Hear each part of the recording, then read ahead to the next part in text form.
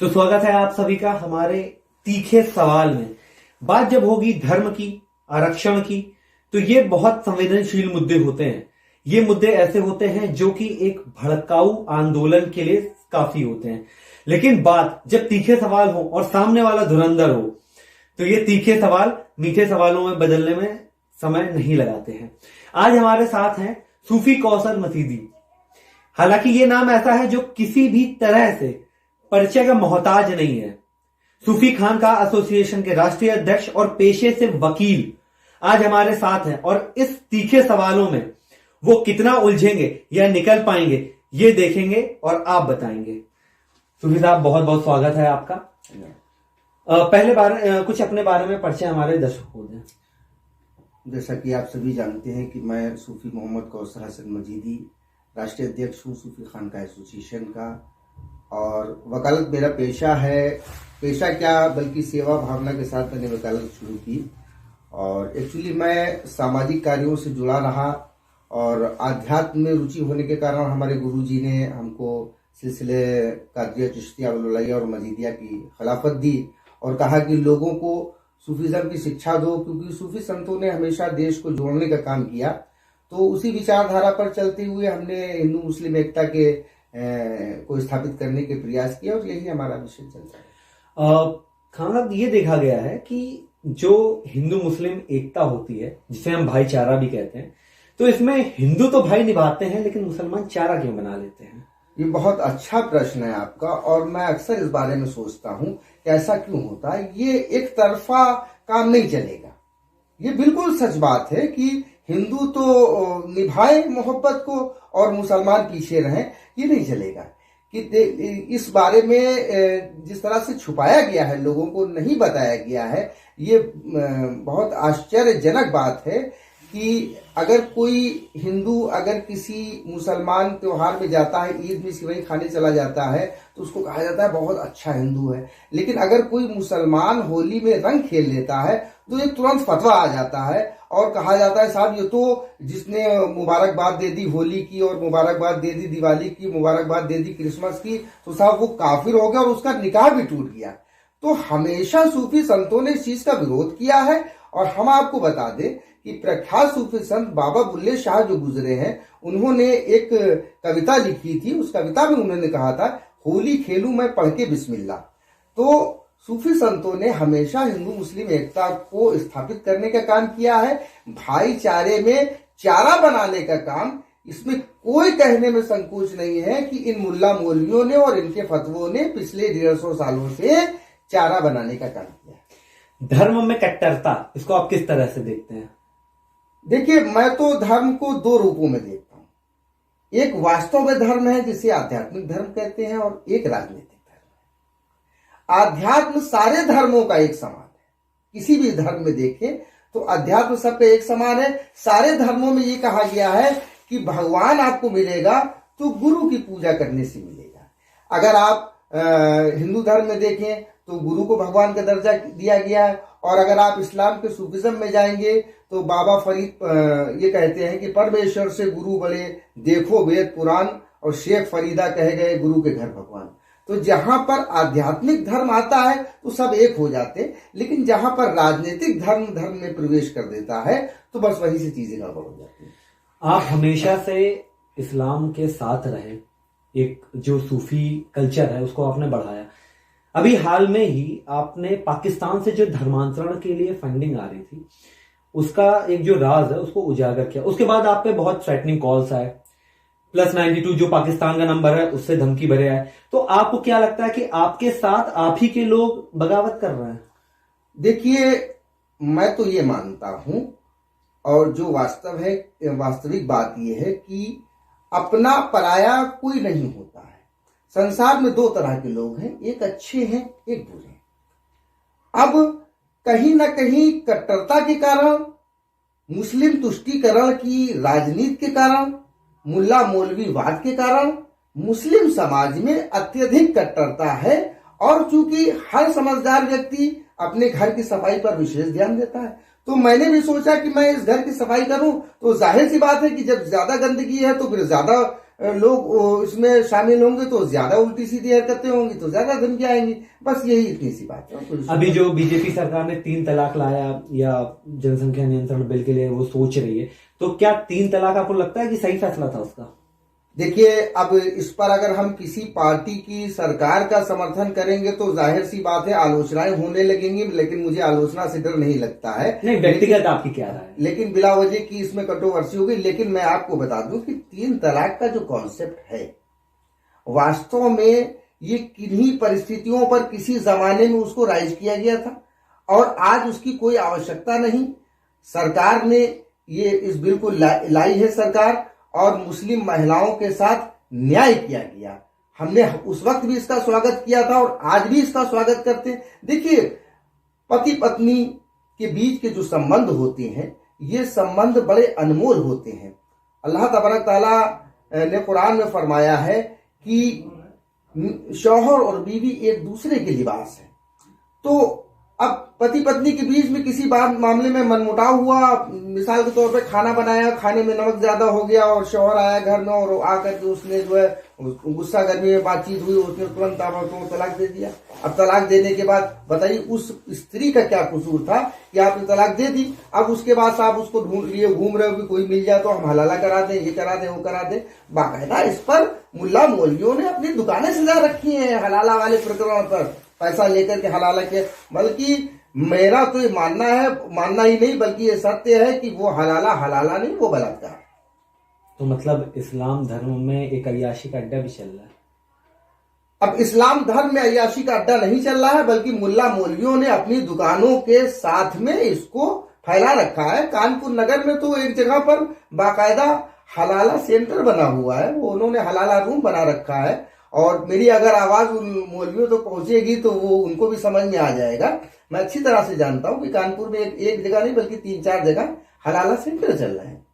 सनातन धर्म के बारे में आप क्या कहना चाहेंगे? सनातन धर्म, अब इसको आप धर्म के रूप में देखेंगे तो एक नई बहस चल जाएगी। ये भारतीय संस्कृति जो हमारी है, जो वसुधैव कुटुंबकम का मंत्र लेकर के उत्पन्न होती है, ये संस्कृति सदैव लोगों को जोड़ने का काम करती है। और एक बात जो मैं हमेशा से कहता चला आया हूं, आज फिर मैं वो दोहराऊंगा, इंसानियत की शुरुआत अगर किसी जमीन से हुई है तो चाहे आप इस्लाम धर्म उठा करके देख लें, कुरान से देख लें, चाहे ईसाई बाइबल से देख लें, ओल्ड टेस्टामेंट से, न्यू टेस्टामेंट से, किसी भी किताब से देख लें, मानवता की शुरुआत, इंसानियत की शुरुआत, आदमियत की शुरुआत अगर किसी जमीन से हुई है तो वो जमीन हिंदुस्तान की जमीन है और वही हमारी सनातन संस्कृति। तो अभी हाल में ही वसीम रिजवी जो कि बहुत चर्चित थे सिया वक्फ बोर्ड के, उन्होंने हिंदू धर्म अपना लिया, तो क्या उनके इस फैसले का आप समर्थन करते हैं? देखिए, ये धर्म का जो मामला है, मैं तो एक अधिवक्ता हूं और हमेशा मैंने कानून का सम्मान किया है। संविधान के अनुसार प्रत्येक व्यक्ति को यह अधिकार है कि वो किसी भी धर्म में जा सकता है। तो वसीम रिजवी को ये लगा कि वो हिंदू धर्म उनके लिए बेहतर है तो वो उस धर्म में चले, क्योंकि हमारे देश का संविधान इस बात को की इजाजत देता है कि कोई भी अपनी मर्जी से किसी भी धर्म में जा सकता है। लेकिन अगर किसी की आप आलोचना करें सिर्फ इस बिना पर कि लड़ाई झगड़ा हो, वैमनस्यता उत्पन्न हो, जो टारगेट कर लिया जाए पूरे समाज को, देखिए ऐसा नहीं है कि समाज में गंदगी नहीं है, समाज में अधिसंख्य गंदगी हो सकती है, लेकिन इसका मतलब ये नहीं कि पूरा समाज गंदा हो जाएगा। आप पूरे एक विशेष वर्ग को, अहले सुन्नत को टारगेट करके आप उसको गालियां देते हो और प्रॉफेट मोहम्मद सल्लल्लाहु अलैहि वसल्लम का अपमान करते हो, जबकि जो आपकी विचारधारा के लोग हैं, जो मतलब जो उनके पूर्व धर्म की विचारधारा, शिया धर्म की विचारधारा के लोग हैं, वही लोग उनकी बात का समर्थन नहीं करते। और जो दूसरी बात है, मार्च 2021 में मैंने इसको सिद्ध भी किया था और उसी महीने में मेरा एक इंटरव्यू हुआ था। उस इंटरव्यू में मैंने साबित कर दिया था वसीम रिजवी के ऊपर वक्फ की संपत्ति के भ्रष्टाचार के 25 मुकदमे चल रहे हैं और गंभीर धाराओं के मुकदमे चल रहे हैं और सीबीआई की उसमें जांच हो रही है। तो कहीं ना कहीं राजनीतिक एडवांटेज लेने के लिए उन्होंने ऐसा काम किया है। वसीम रिजवी कभी धार्मिक नहीं रहे और बाकी क्या है ये तो आने वाला वक्त समय बता देगा। अभी जैसे कि इस्लाम को कहा जाता है, जैसे अभी आपने बोला, तो ऐसी कौन सी कुरीतियां हैं इस्लाम में जिसको आप हटाने के लिए आगे आंदोलन करेंगे या कुछ भी कोई भी ऐसा कार्य करेंगे आप? देखिए, इस्लाम में दो विचारधाराएं हैं, एक अलीज़म है, एक मौवियाज़म है। पैगंबर इस्लाम हजरत मोहम्मद मुस्तफ़ा सल्लल्लाहु अलैहि वसल्लम ने फरमाया कि मेरे बाद 30 साल तक खिलाफत राशिदा है, उसके बाद वो मल्लूकियत में तब्दील हो जाएगी। बात बड़ी लंबी चली जाएगी, लेकिन मसला यह है कि इस्लाम की जो स्थापना 1400 साल पहले वाले इस्लाम की जो स्थापना हुई वो राजशाही के खिलाफ थी, सामंतवादी व्यवस्था के खिलाफ थी। लेकिन पैगंबर साहब के गुजर जाने के, इस दुनिया से चले जाने के 30 साल बाद फिर वही परंपराएं आ गई। उनको लाने वाले जो लोग थे तो उस वाद को मौवियाइज्म कहा जाता है, और सूफीज्म जिसको फॉलो करता है उसको अलीइज्म कहा जाता है। तो यही दोनों टकराव के बिंदु हैं। मौवियाइज्म के लोग आज भी उसी साम्राज्यवादी विचारधारा को पूरी दुनिया में स्थापित करना चाहते हैं कि जिस तरीके की आज से कई साल पहले जो अपने यहाँ से जो जिस तरह से भारत में थी कट्टरपंथी व्यवस्था वाला, तो उसी तरीके का वो मामला लाना चाहते हैं। और जो सूफिज्म को फॉलो करने वाला यानी हजरत अली की तालीमात पर चलने वाला इस्लाम है वो हमेशा इंसान को इंसानियत की बात बताता है। बस यही जो है। भारत में लोग कहते हैं मुसलमान डर रहा है, तो भारत में क्या वाकई मुसलमान डर रहा है? मैं तो उस दिन मानूंगा कि भारत में मुसलमान डर रहा है कि जिस दिन हमारा साथ देने वाले आप हों या हमारे और बहुत से हिंदू भाई हैं, मेरे साथ कोई समस्या आती है तो सबसे पहले वो खड़े हो जाते हैं। मैं तो डंके की चोट पर ये कहता हूं कि मैं हिंदुस्तान में रह करके हिंदुस्तान के तथाकथित विचारधारा के मुसलमानों से डरता हूं। आज 2 साल हो गए मैं अपने मोहल्ले की मस्जिद में जाकर के नमाज नहीं पढ़ने नहीं जा पाया, क्योंकि वहां पर एक शख्स बैठा रहता है, उसका ये टारगेट है कि अगर मैं यहाँ पर आऊंगा वो कोई ना कोई हरकत करेगा या फर्जी मुकदमे लगाएगा। तो जो लोग ये कहते हैं इस देश में डर रहे हैं, उनको डर लगता है। तो मैंने बहुत पहले एक बयान दिया था, जब तालिबान का समर्थन कुछ लोग कर रहे थे तो मैंने एक बात कही थी कि हमारे देश की जो वायुसेना है उसके पास बहुत बहुत बहुत बहुत बड़े जहाज हैं। तो ऐसे लोग जो भारत में डर रहे हैं, इनको डर लग रहा है, इनको इन जहाजों में भर करके उन्हीं देशों में छुड़वा दिया जाए जहां इनको अच्छा लगे। शरिया कानून के बारे में आप क्या कहेंगे? देखिए, शरिया कानून की इस देश में कोई आवश्यकता नहीं। इसलिए आवश्यकता नहीं है क्योंकि ये देश विभिन्न संस्कृतियों का देश है, विभिन्न विचारधाराओं का देश है, और हमारे देश के संविधान में जो धार्मिक स्वतंत्रता का अधिकार दिया गया, हमारा संविधान तो स्वयं सारे धर्मों का संरक्षण कर रहा है। जब संविधान स्वयं सारे धर्मों का संरक्षण कर रहा है तो ऐसी दशा में ऐसे कानूनों का क्या लेना देना। मैं तो हमेशा से इस चीज का विरोधी रहा, और मैं तो पर्सनल लॉज बोर्डों का भी विरोधी हूं कि इन बोर्डों का आखिर काम क्या है। आप मुस्लिम पर्सनल लॉ बनाए, फिर हिंदू कहेंगे हिंदू पर्सनल लॉ बनाया जाए, फिर सिख कहेंगे सिख पर्सनल लॉ, फिर ईसाई कहेंगे, तो ये न्यायालय बंद कर दिए जाए। ये अदालतें क्यों चल रही हैं जब सारे पर्सनल लॉ। और दूसरी बात है, अगर मुसलमानों को मुस्लिम पर्सनल लॉ बोर्ड बनाने का अधिकार है तो फिर संवैधानिक रूप से ये हिंदुओं को भी मिलना चाहिए। अभी आपने एक प्रश्न किया था भाईचारा, हम तो भाईचारा निभाए और वो चारा बनाए, तो ये बोर्ड, ये जो तुष्टीकरण की राजनीति के चलते सारी चीजें बने। दूसरी बात ये है कि बोर्ड, ये प्राइवेट सेक्टर में बोर्ड कैसे हो सकता है? ये तो सवाल, इतना बड़ा सवाल है। हमारे देश में इतने विधिवेत्ता बैठे हुए हैं, जरा सी बात पर जो लोग पीआईएल दाखिल कर देते हैं, आज तक उन्होंने ये पीआईएल क्यों नहीं दाखिल की कि ये बोर्ड तो सरकारों के लिए होता है या अर्ध सरकारी संस्थानों के लिए होता है, ये प्राइवेट सेक्टर में बोर्ड बने बने क्यों घूम रहे? फलाना बोर्ड फलाना बोर्ड फलाना बोर्ड, ये क्या करना चाहते हैं? ये क्या ये देश क्या खाला जी का घर है कि जिसके जो समझ में है वो करने लगे?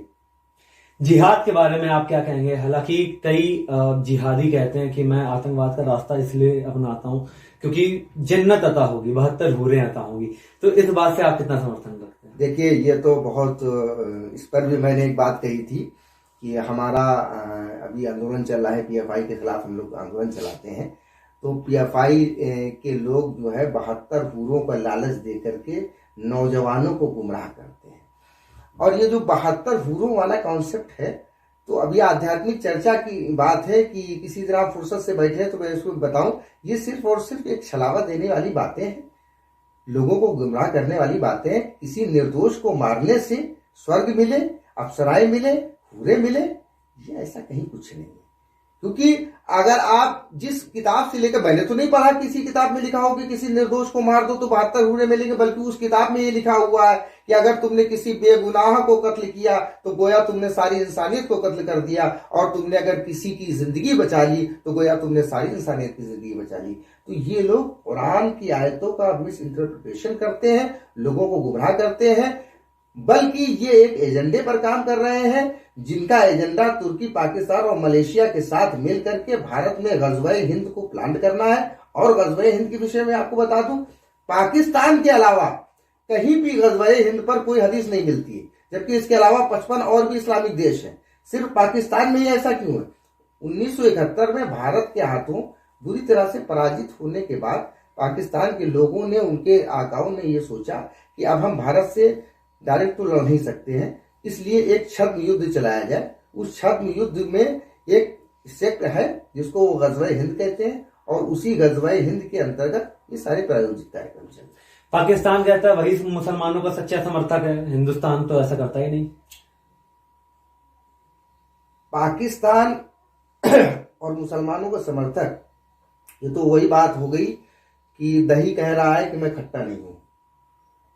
जिनकी मस्जिदों में नमाज पढ़ते हुए लोग मार दिए जाते हों, जिनकी दरगाहों में बम बांध करके लोग कूद जाते हों, सूफी संत विचारधारा के अमजद साबरी की हत्या हो, चाहे दाता दरबार पर हमला हो, चाहे लाल शहबाज कलंदर की दरगाह पर हमला हो, अभी हाल में शिया मस्जिद पर हमला किया गया, शिया मुसलमानों को मारा जा रहा है, हजारा मुसलमानों को मारा जा रहा है, सूफी मुसलमानों को मारा जा रहा है, देवबंद पाकिस्तान की देवबंदी और पाकिस्तान की बरेलवी विचारधारा जो है, ये लोग अपने अलावा किसी को मुसलमान मानते ही नहीं है।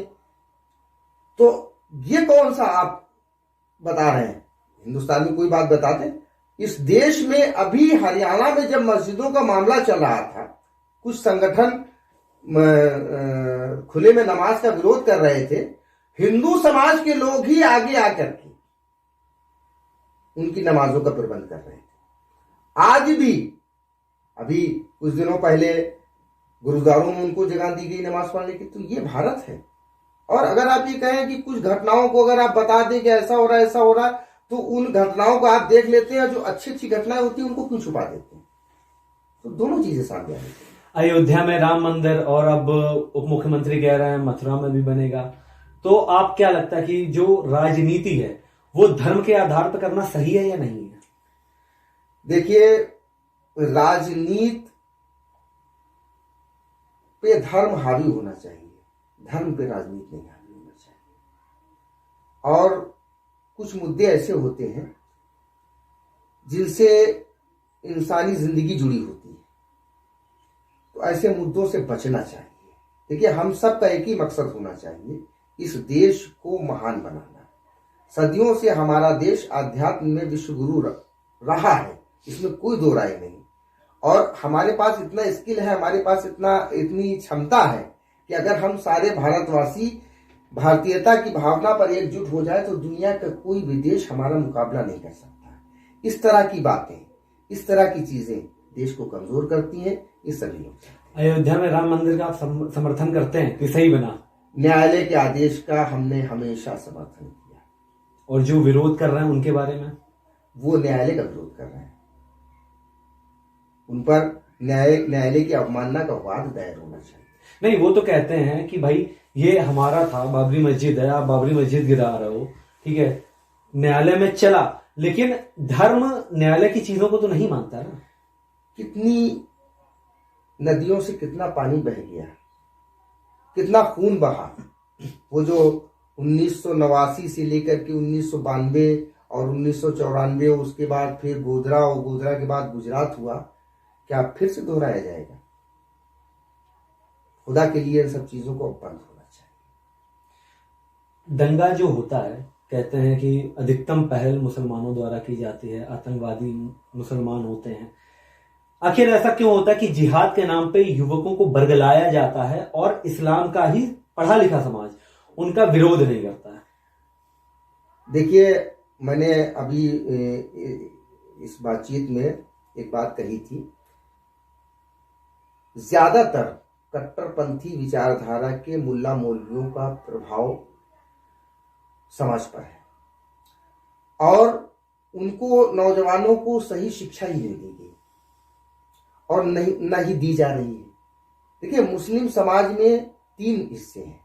एक बहुत ज्यादा पढ़ा लिखा तबका है और एक वो तबका है जो बिल्कुल भी पढ़ा लिखा नहीं और एक वो तबका है जिसको औसत दर्जे की तालीम मिली। जो बहुत ज्यादा पढ़ा लिखा तबका है वो इन सब चीजों से मतलब नहीं रखता और जो बिल्कुल कुछ नहीं जिसको आता है तो उसको अपनी रोजी रोटी वो उसकी आबादी ज्यादा है जिसको बिल्कुल भी कुछ नहीं आता है, तो उसको आप जिस दिशा में ले रहे हैं वो भीड़ का एक हिस्सा है, उसको भीड़ के रूप में इस्तेमाल किया जाता है। और जो बीच का वर्ग है जो अल्प शिक्षित है तो उस पर मदरसे का एजुकेशन सिस्टम ज्यादा हावी है। मदरसे का एजुकेशन सिस्टम कौन वाला एजुकेशन सिस्टम हावी है? जिसमें यह पढ़ाया जाता है कि तुम दूसरों को कत्ल कर दोगे तो तुमको 72 हूरें मिलेंगी, जबकि ऐसा कुछ भी नहीं है। 150 साल 200 साल पहले जानबूझ करके जो सिस्टम एजुकेशन का था, सूफिज्म जो जिसमें पढ़ाया जाता था, फारसी पढ़ाई जाती थी, जिसमें तुर्की पढ़ाई जाती थी, सूफिज्म पढ़ाया जाता था, बाबा बुल्ले शाह को पढ़ाया जाता था, रूमी को पढ़ाया जाता था। लखनऊ के उस सेंटर को जानबूझ करके खत्म किया गया और एक स्पेशल अलग अलग शहरों के हिसाब से मरकज बना करके ये जानबूझ करके ये प्लानिंग की गई और इस समाज के लोगों को गुमराह किया गया। कोई एक ऐसा संदेश जो आप इस देश की जनता को देना चाहें? देश की जनता को मैं यही संदेश देना चाहता हूं कि जो अभी मैंने कहा था कि बहुत समय गुजर गया, नदियों से बहुत पानी गुजर गया, अपनी सारी बातों को खत्म करना चाहिए और दोनों समाजों को आपस में मिलजुल करके इस देश की तरक्की के लिए काम करना चाहिए। देखिए, विघटन से हमेशा नुकसान ही हुआ है। आप कोई झगड़ा करें, कोई फसाद करें, अगर किसी भी संपत्ति का नुकसान होगा तो देश की संपत्ति का नुकसान होगा। तो देश की जो संपत्ति है वो हमारी अपनी संपत्ति है, क्योंकि ये देश हमारा है। हमको ये सोचना चाहिए सबसे पहले हमारे लिए हमारा देश है, उसके बाद कुछ और है। तो सारे देशवासी मिलजुल करके रहें और एक दूसरे के साथ प्यार मोहब्बत को बढ़ाएं। होली खेल लेने से कोई हिंदू नहीं हो जाता और ईद में किसी मुसलमान के घर में चला जाने से कोई मुसलमान नहीं हो जाता है। ये जरूरी नहीं है कि कोई हिंदू टोपी लगाए तभी वो एक अच्छा हिंदू होगा और कोई मुसलमान तिलक लगाए तभी वो अच्छा मुसलमान होगा।